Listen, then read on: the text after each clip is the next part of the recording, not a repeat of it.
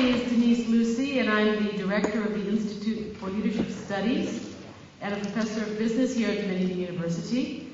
And it is my honor to co-host this event tonight with my colleague, Dr. Christian Dean, the chair of our Politics and International Studies Department. Christian will be introducing our speaker in a moment. And Book Passage, a fabulous partner in the best bookstore in Marin.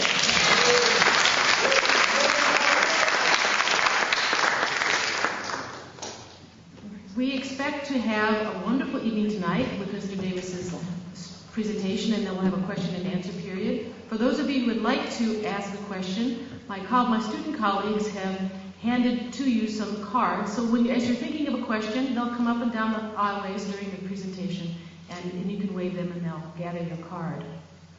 Our Institute for Leadership Studies is a consortium of faculty, students, and staff, business and community leaders, and we offer a variety of programs, one of which is a lecture series.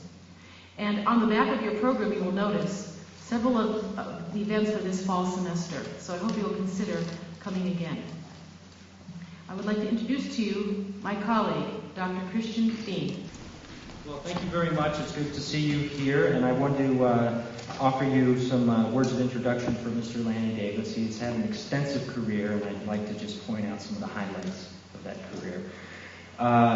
Mr. Davis is a graduate of Yale College, where he served as the chairman of the Yale Daily News, and he's also a graduate of Yale Law School, where he won the prestigious Thurman Arnold Moot Court Prize and served on the Yale Law Journal. Currently, he is a member of the Litigation Practice Group and a partner in the Washington, D.C. office of the Orrick Law Firm. Mr. Davis has been active in national, state, and local politics for almost 30 years. From 1980 to 1992, he served 3 terms on the Democratic National Committee representing the state of Maryland. And during that period, he served on the DNC Executive Committee and as chairman of the Eastern Regional Caucus. From 1996 to 98, Mr. Davis served as a special counsel to the president in the Clinton White House and was spokesperson for the president on matters concerning the campaign finance investigations and other legal issues. In June of 2005, President Bush appointed Mr. Davis to serve on the 5-member Privacy and Civil Liberties Oversight Board, created by the U.S. Congress as part of the 2005 Intelligence Reform Act. Mr. Davis has written extensively on politics for many years in a variety of publications, including the New York Times, the Wall Street Journal, and the Washington Post. He is the author of The Emerging Democratic Majority, Lessons and Legacies from the New Politics, a political history of the liberal movements of the 1960s and early 1970s. He is also the author of Truth to Tell, Notes from My White House Education, published in 1999.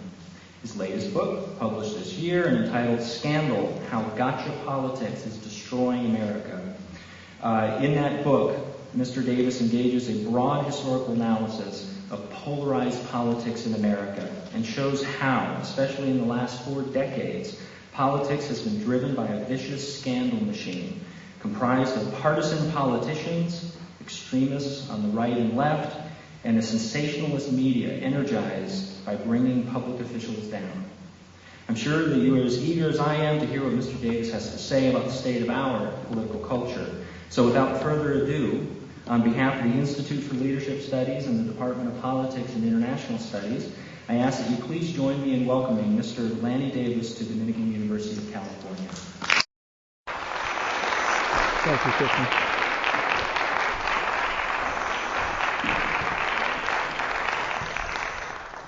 Thank you very much. I'm told that the last time that President Clinton was here, there were slightly more people in this auditorium than there was. And also, somebody else I was privileged to be present during his tenure in the White House. Al Gore, I'm told, had a great visit here, so I'm honored to follow, at least in the footsteps of the 2 people that I worked for when I was in Washington and had the privilege of being in the White House during 14 months of a very interesting job working for President Clinton. And it was out of that experience of being in the crosshairs of what at that point was one of the worst times for scandal and scandal culture and destructive political machinery aimed at destroying one another rather than having debates on issues that really matter, I discovered in the position that I was in that it wasn't just the Republicans doing it to us.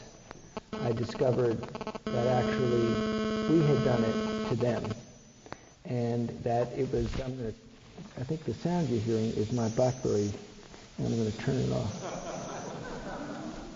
I want you to know that I have an 8-year-old son who helped me write this book, and who I dedicated part of the book to him, and you'll see in the dedication page. His name is Joshua, and he stood with me in the very early stages when I started writing, and he stood with me in front of the word processor on many a weekend as I wrote through much of the day and into the evening. And then at the very, very last stages of my last chapter, he kept coming downstairs to say, "Dad, is it over?" And I would say, "Not yet, not yet." And then finally I said to him, "Okay, I'm done.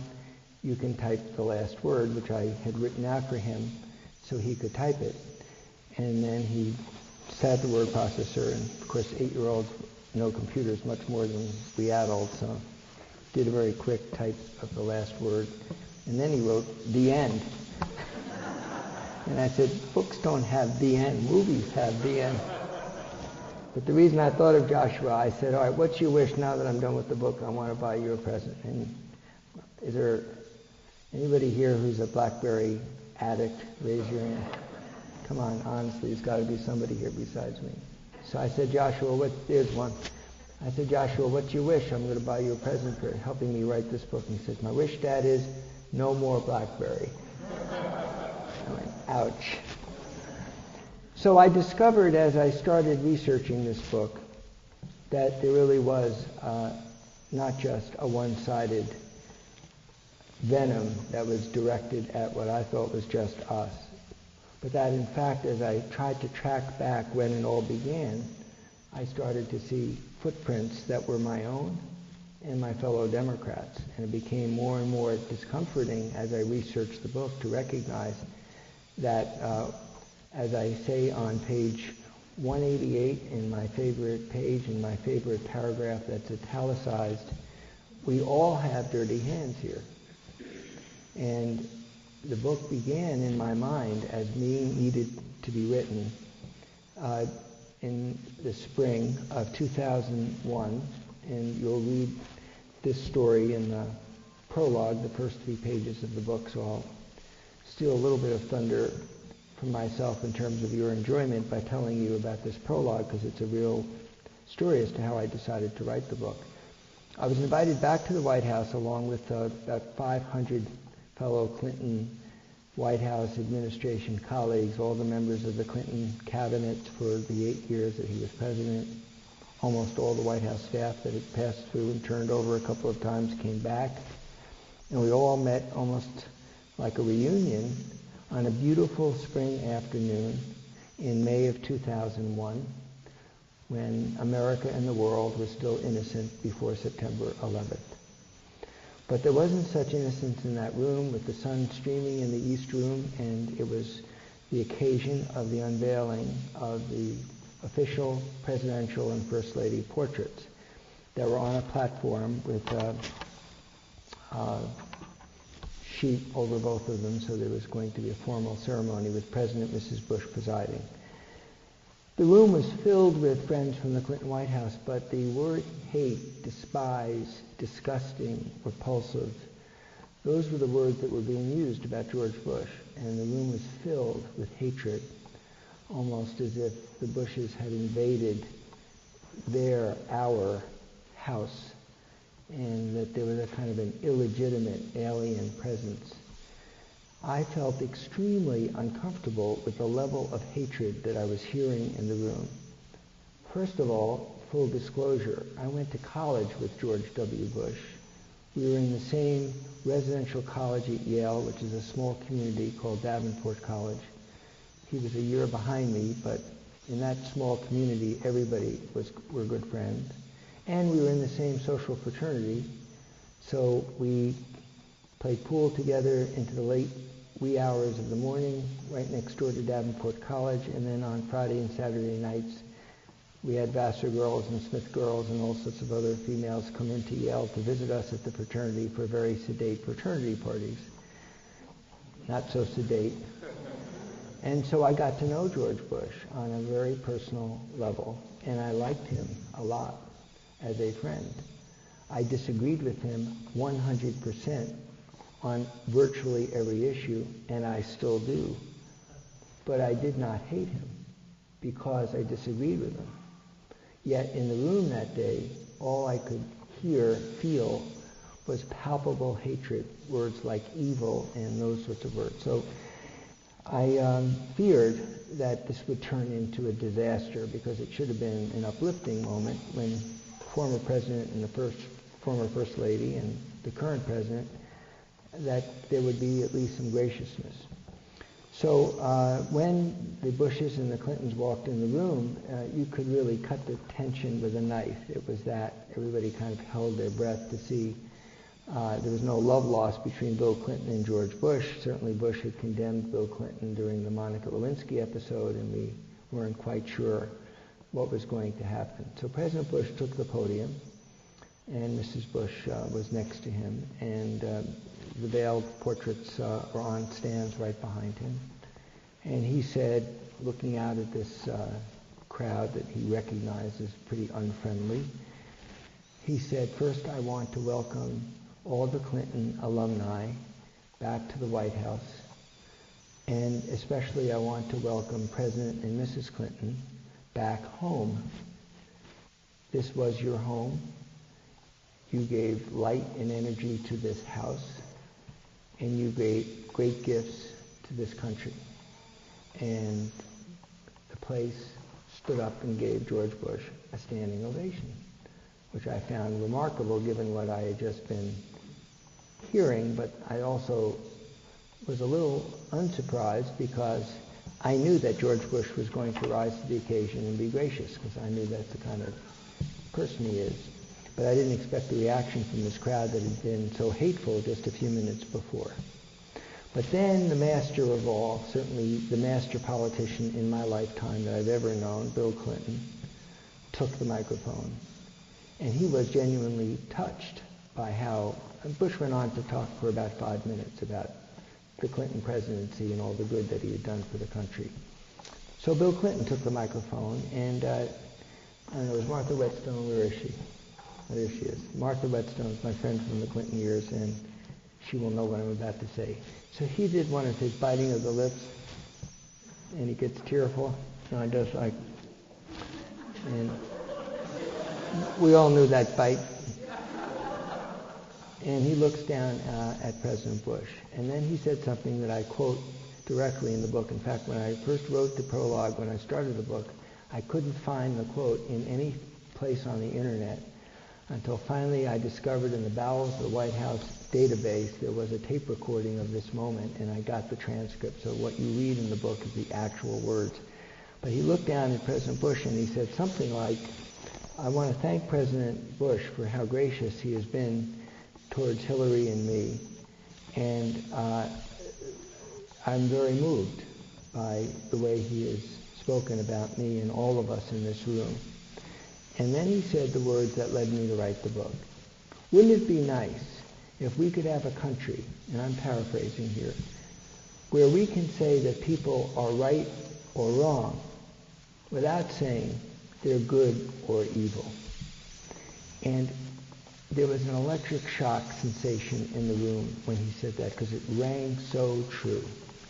Even the people in the room who had just 5 minutes or 10 minutes before been using hate words recognized the truth of the disease in our political culture that infected both sides for the last 30 years, where instead of debating issues and disagreeing, strongly disagreeing about the issues, we started to try to destroy the opposition rather than to defeat them. And you could just see across the room, almost like an electric shock is the only thing I could remember. Everybody jumped on their feet, and so did the Bushes, and everybody applauded. and President Clinton looked down at President Bush in the front row, and President Bush made a gesture. I sort of think it's a guy thing, but then my wife tells me women do it too, so it's not just a guy thing. President Bush did this to President Clinton, and President Clinton did this to President Bush. It was like they had connected, like you got it right. And for a magic moment, I thought to myself, why can't politics be like this? These two people could not disagree more about politics, philosophy, values, where the country should be going. They could have been debating it as vehemently as anyone could imagine on most of the issues. Yet they had this connection because they recognized that both of them in the political process had been a victim of the same kind of forces that lead people to hate rather than to debate. So I walked out of the East Room that day thinking, if they can do that, then maybe we have to figure out how things have gotten so bad in this country where we're defined by the color of our state on the electoral map. Or we describe one another in terms of good and evil. I certainly felt that the far right of the Republican Party was sanctimonious, bigoted, and evil, and used those types of words, and recognized that we needed to do better. So I started writing the book with that inspirational moment in mind, and I then went back into history to try to figure out where did it all begin to go wrong. And I tracked my own roots back to the 60s. For those of you who are old enough to remember the 60s, it's really when politics became very personal. Those of us who opposed the Vietnam War hated people who were sending people our age, including some of us, to die in a war that we thought was wrong. So there was hate words. Barry Goldwater ran for president, and the conservative movement was born, and they thought liberals were evil. And then we had the civil rights movement where bigotry and horrible scenes in the South of blacks being beaten and civil rights workers being killed. So the murder and mayhem of the 60s, where we lost Martin Luther King and Robert Kennedy and urban riots, was really where I traced the beginnings of this deep divide that the country now faces. And then I discovered almost by accident that after Watergate, which was a starting point for me to figure out when this gotcha culture and cycle started to get worse, that it was the Democrats who began to abuse the system before the Republicans. I thought it was the reverse until I started to read and research about the 1980s misuse of a constitutional monster called the Independent Counsel, created by Democrats in the sanctimony after Watergate. A prosecutor accountable to no one, who could investigate anyone with an unlimited budget, who couldn't be fired, other than by a 3-judge panel that didn't have the ability to fire anyone. And it was the Democrats, myself in the late 70s, reacting to Richard Nixon and Watergate, who created this monster.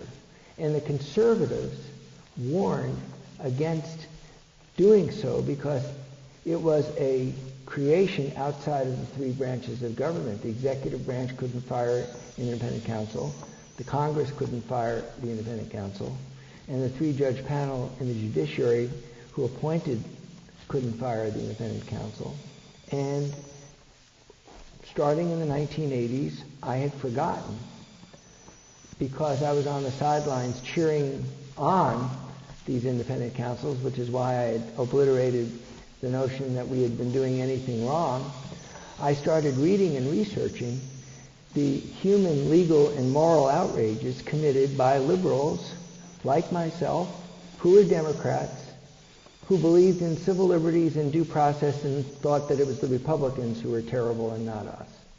So just to give you one example of the research that I did, a man named Raymond Donovan. How many people know that name? If you are a Democrat, the name Raymond Donovan should make you humble and shamed, because he is emblematic of what we did to Ronald Reagan and George Bush in the name of righteousness and in the name of we were right and we were good and they were evil. Raymond Donovan was the Secretary of Labor to President Reagan. One of my heroes in politics and somebody who's been a mentor to me, Senator Edward Kennedy of Massachusetts, conducted hearings in which Mr. Donovan was questioned about his associations with what was alleged to be a mob-run construction firm that had a vowel in the last name. So therefore, it was automatically suspicious. And after a series of headlines, leaks, sensational newspaper reporting about Mr. Donovan's associations when he was in New Jersey, he was finally confirmed by the Senate by a narrow margin, and he became Secretary of Labor. But the accusations continued, the leaks continued, the anonymous sources accusing Mr. Donovan of being involved with mobsters continued, and finally Democrats called for the appointment of an independent counsel. And the Reagan administration gave in because the statute was written in such a way that if anybody from the other party asked for an independent counsel, the statute was written by Democrats that the Attorney General did not have the ability to say no. So the Attorney General had to appoint an independent counsel to investigate Raymond Donovan. After a year and a half of headlines, leaks, innuendo, smears about Mr. Donovan, the independent counsel came out with a public report in which he said, I cannot find any substantial evidence of criminality concerning Mr. Donovan. That was it. No substantial evidence of criminality? What does that mean? Is he innocent or is he guilty? That was it. Mr. Donovan was allowed to continue as Labor Secretary, but of course people in the media were saying, well, he wasn't cleared. The independent counsel didn't use that word, and so the headlines continued. He was then investigated twice more by the same independent counsel and finally forced to resign by Ronald Reagan because, as President Reagan said at the time, poor Mr. Donovan is not going to be let alone unless he's allowed to leave Washington because he's going to continue to be hounded by partisan Democrats asking for new independent counsel investigations. So he left Washington 6 years later in disgrace and went back home and was then indicted by the prosecutor in Bronx, New York, and finally had his day in court after 6 years of agony. And the jury, after over a year trial, came back in under an hour, and the jury foreperson stood up and said to the judge, when we pronounce our verdict, may we say innocent, or do we have to say not guilty? The judge said, you can say anything you want. So all 12 jurors stood up and looked at Mr. Donovan and said, Mr. Donovan, you are innocent. Not guilty. You are innocent. And that was the end of Mr. Donovan's ordeal. And when he took his wife and his family out onto the courthouse steps, a reporter asked Mr. Donovan, how do you feel? Congratulations. And this is a broken man, a man in complete disgrace, other than the fact he'd just been declared innocent. And he turned to the reporter and he said, thank you very much. Now where do I go to get my good name back? Now, when I reread the story of Raymond Donovan, I realized that I had forgotten the story of Raymond Donovan because it was my party that did it. I was in the Clinton White House when it was the Republicans doing it to us, and I thought it was one directional, and I had forgotten what we had done.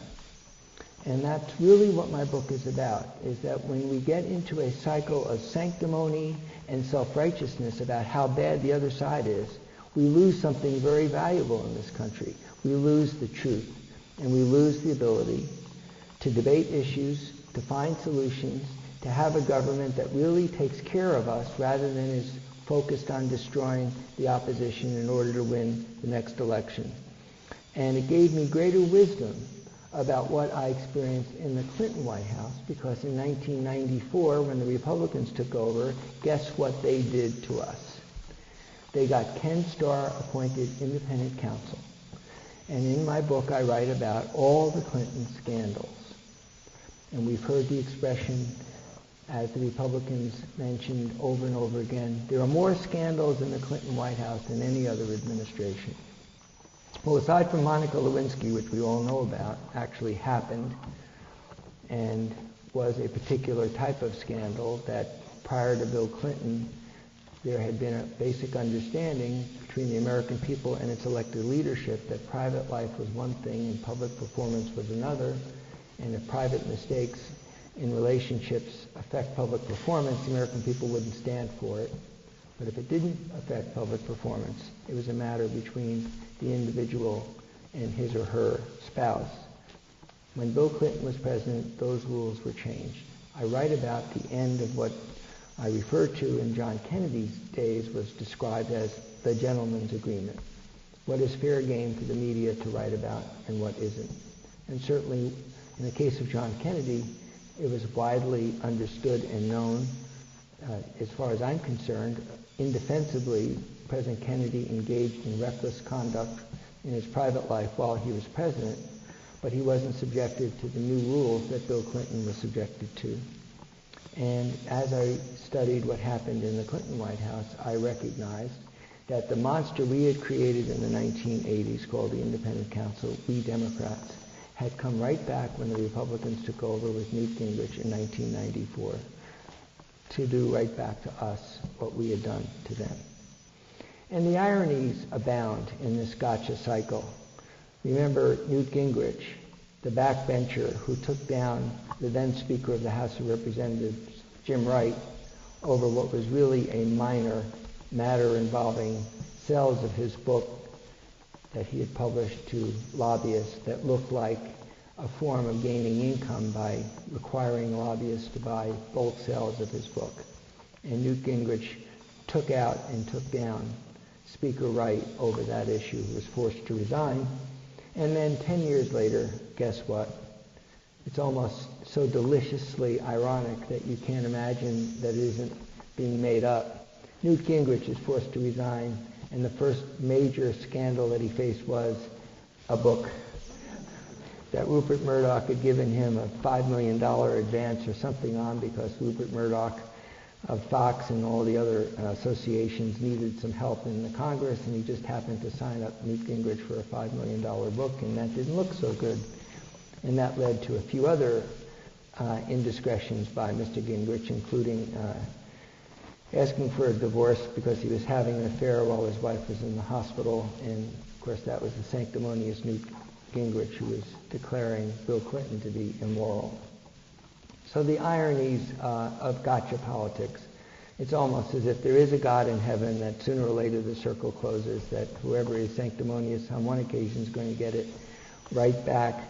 You all remember the, I thought, horrible moment, but still deliciously ironic, Bob Livingston, one of the most sanctimonious moralists in the House of Representatives, leading the impeachment movement of Bill Clinton, brought down by his own religious right when, shall I say the name without choking, Larry Flint, outed Bob Livingston for having an affair just to the high point of the Clinton impeachment, and Mr. Livingston in the well of the House, after denouncing Bill Clinton for his immoral conduct, then resigned from the House of Representatives because of his affair. So it's almost impossible to make this stuff up. So in semi-conclusion, let me make a few final comments, and then I'd love to hear from you, and not only questions, but comments about how you reacted. In the last quarter of my book, I decided it was up to me not just to describe how bad things had gotten in both directions, but to try to get us a way out of this. A way that was somewhat plausible, that is, somewhat realistic about human nature being people get angry. When they get angry, they use emotion. That's part of being a human being. emotion involves hate words, and rather than saying you disagree with somebody, you accuse somebody of being a liar. And how are we ever going to change that? Well, I came up with what I think is a scenario for changing that. And that is, we're not a blue state country or a red state country. We're actually a purple country if we talk to one another. Because I've never had a problem in my own experience in all the television that I did defending President Clinton, that when I walked off of the television set and back into the green room where they keep you before they put you in front of the television cameras, getting along with actually getting to know and actually liking a lot of the people that I was debating in front of the television cameras. When Senator Clinton, Hillary Clinton, my friend from law school, became a United States Senator, and I called her to congratulate her, I said, I want you to look for one person on the Republican side and get to be friendly with this person and listen to me before you tell me I'm crazy, because I'm going to be proven right. You're going to like this guy. And she said, who?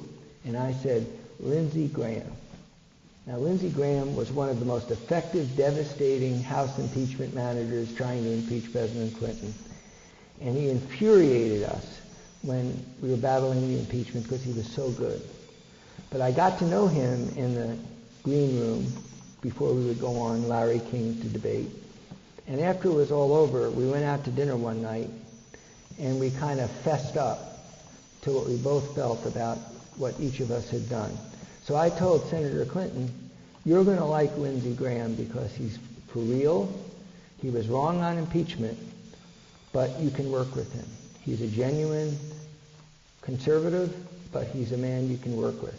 And sure enough, if you were to ask Lindsey Graham, as I often do, whenever I see him, he will say to me, you were right about Hillary. And whenever I see Senator Clinton, she will say to me, among other things, you were right about Lindsey Graham. So that is my last chapter of my book. It's called Purple Nation, and the possibility that one or more politicians running for president in 2008 is going to get the wisdom of the message of my book and actually take the microphone and say, I'm not going to attack my opponent, I'm going to debate the issues. And the American people are fed up with the politics of personal destruction, and I'm going to talk about the issues and how we solve the problems of this country, and that candidate, Democrat or Republican, is going to get elected president. Because there's going to be this huge center of liberals and conservatives fed up who are going to say, that's what I want. If I'm right, it's going to happen in 2008. If one or more of these candidates, and I have about 10 or 15 that I mentioned in the book, that have the ability, and I'm not talking about the squishy center. I am a liberal Democrat. I don't use the word progressive because liberals are afraid to use the word liberal. My father taught me that government was a friend, not an enemy, that Franklin Roosevelt was a hero, that Social Security and Medicare were good, and I'm a liberal.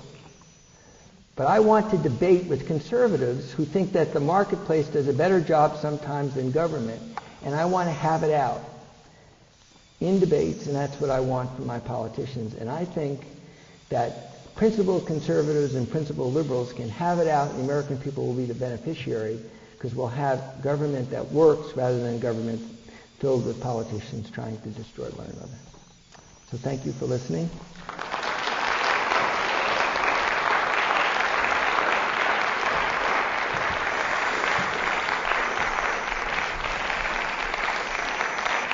And sorry I took a little bit longer than I planned, but I'm going to blame it all on telling you my story about Joshua, which is and the BlackBerry. So questions, comments, reactions. Yes, great comment. What is your name? Lori? I want to see you after this, and we'll write a new book together. It's a very insightful comment. What Lori said is that George Bush, and let me fill in the blanks a little bit of what you just said, when he was governor of Texas, first of all, he hadn't been a politician before. Remember, he ran because he was the head of the Texas Rangers. He had a famous last name, the father who used to be president, and he ran against Ann Richards, a very popular, may her soul rest in peace, she's just passed away, a very popular governor. People who forget, George Bush beat not a weakened Democratic incumbent, but a very popular Democratic incumbent. How did he do it? He did it because he came across as an authentic person who governed from the center. Ann Richards had gone a little bit away from the center in some of her policies, and George Bush held the center, and he won the election. And it didn't hurt that his father was George Bush, former president either. So he began his governorship speaking fluent Spanish, very much supported by lower income Hispanic voters in southwest Texas. He reached out to the Democrats in the legislature, as you pointed out, Lori, and he governed from the center. And in fact, the lieutenant governor, a very partisan Democrat named Bill Bullock, a very famous Texas Democrat, supported George Bush for re-election. And when he decided to run for president, he came up with, I thought, and I wrote him a little note at the time, an absolutely brilliant combination called compassionate conservatism, which, as I wrote him in my little sarcastic note, at least you admit that you need to put the word compassion in front of conservatism. It's not obvious. And he wrote me back a little note saying, very funny. But he was willing to take the heat to admit that conservatives and Republicans come across as hard-hearted, not caring about the poor, not caring about people who are in need. And he wanted to break through that. So when he was elected president, I didn't vote for him. I was strongly for Al Gore, and in fact, I don't think he was elected president in 2000. I think it was a fifth vote on the Supreme Court that put him in the White House. But so be it. I had great hopes that he would govern from the center as he did in Texas. And Ted Kennedy believed him as well. And you may forget that in the first 3 months of the Bush administration, it was Ted Kennedy who had the first press conference at the White House with George W. Bush about No Child Left Behind, about rewriting the way we treated our public schools so that the federal government was committed to paying public school teachers more, giving inner city schools more money, all of the things that Ted Kennedy had always wanted for the public school educational policies of this country. George Bush was ready to put into place. The trade-off was there needed to be standards that schools met in order to get more federal money. That was the deal. And they held a press conference, and it really looked like we were in for a new type of system in Washington. What happened? 2 words: Karl Rove, who I happen to know because of my friendship with Bush, and he's a pro. I wish we had him on our side. But he recognized in his mind that the way to re-elect his boss was to go to the right and throw red meat to the far right of the Republican Party, and especially the sanctimonious, intolerant religious right that had come to dominate the Republican Party. And he recognized, as I think we now see, that the venom of that far right of the Republican Party, unforgiving, would throw George Bush over the side like that if he slightly varied from the orthodoxy and the red meat of the far right. And so the re-election strategy set early on by Karl Rove, which unfortunately President Bush went along with, wanting to get re-elected, he basically compromised a lot of those values that he practiced in Texas, in my opinion. Turned out to be a successful strategy.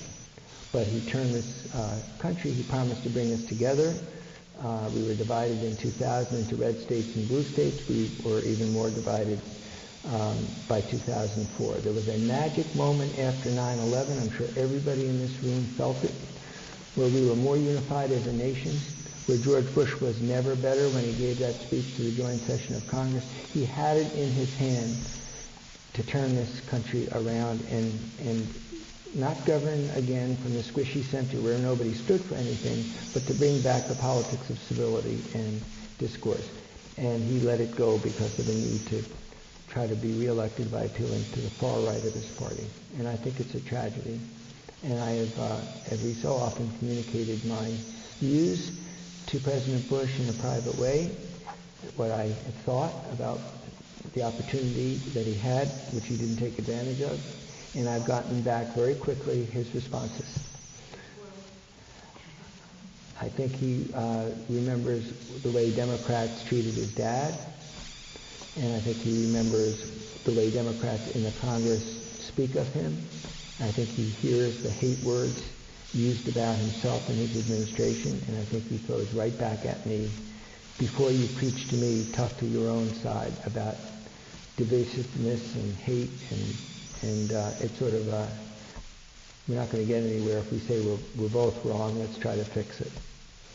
So I do think that's a great question, though, and I actually have some hopes that after this 2006 congressional election, that the George Bush we see for the last 2 years is running for history. He's no longer running for re-election. And maybe from 2006 to 2008, he actually tries to solve some of our problems and brings us together. I hope so. Yes?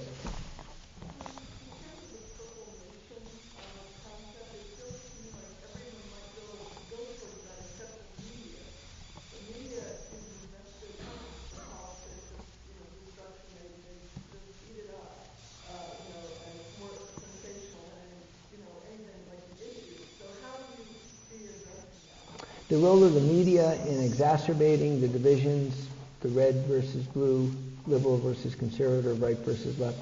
It's all about ratings, and we all know that poor Natalie Holloway was used and abused by all the cable stations because that's how they got their ratings. Every time somebody's missing, they will report that. Scandal was the biggest way to get a ratings boost. Every time there was a new Clinton scandal that they could report, they got a ratings boost. So a large part of this is inherent in our system. The internet, as I write about in my book, is a magnifier of what I call the internet echo machine. Of once it gets into Google, it echoes forever, and you can't erase it. And the media feeds it, and politicians feed the media, and it gets back and forth. I think that the real answer to the problem of the media comes back to the American people. We vote with our surfing remote controls. We feed the ratings by being attracted to the food fight shows that we see with people shouting at each other on cable shows every night.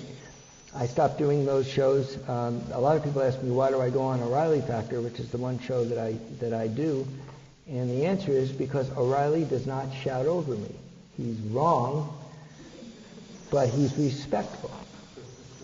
In fact, I say to him sometimes on the air, how is it that somebody who is so respectful of my right to speak is so consistently wrong about everything? And he will laugh, because I think that the answer to the media really is we've got to get political leadership that doesn't give the media the sensational attack words and venom that they feed on. They're going to always be feeding on what politicians give them to feed on. They do their jobs by building circulation and building ratings. We've got to start it from the ground up, and we've got to see a movement in this country of American voters rejecting politicians who engage in hate language and who engage in attack politics. Unless we stop rewarding that behavior, it's going to continue. So I come right back to the famous Pogo cartoon, the enemy, it is us. We as a people have to say enough, and there's got to be what I call in my book a revolt of the center. Yes. Well, first of all, I'm for Hillary Clinton for president. I'm for Hillary Clinton for president on a personal level. She's the smartest, best person I've met in politics, and I go back a long time, and that includes her husband, who's one of the smartest. But I think Hillary Clinton is the smartest, best person I've ever met in politics. And the first time I met her in September of 1969, I thought she was going to be the first woman president, and I still believe so. So I'm a Hillary Clinton total 100% fan. But I'm also political, right. I heard you and I appreciate that. But I also am a political realist, and I am very sensitive to your concerns and my concerns and everyone's concern. Is she electable, and is she too polarizing? Those are the two questions everybody asks me, because they know that I consider myself a great supporter and old friend of Hillary's. So I never know whether to call her Senator Clinton, Mrs. Clinton, or Hillary. I always think Hillary sounds too familiar when I call a man by his first name. The answer is she's a good friend, so I'll call her Hillary. Let me just put it to you this way. Right now we're in a polarized country.